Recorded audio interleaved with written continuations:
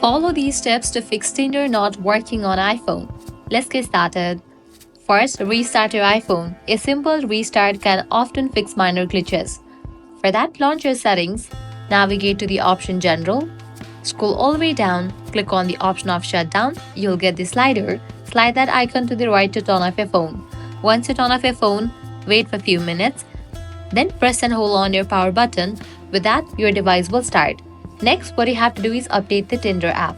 For that, navigate to the option App Store, search for the app Tinder. After app appears, if you find the option of update, just click on it and update the app to its latest version.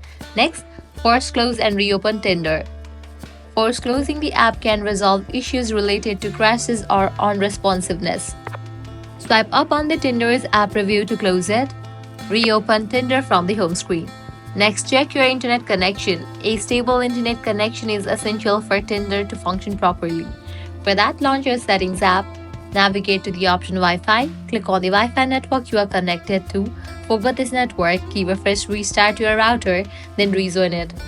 Next up, delete Tinder app and again reinstall it. For that, press and hold on it, click on Remove app, click on Delete app and delete the app. Then launch your app store, search for the app Tinder and then install it.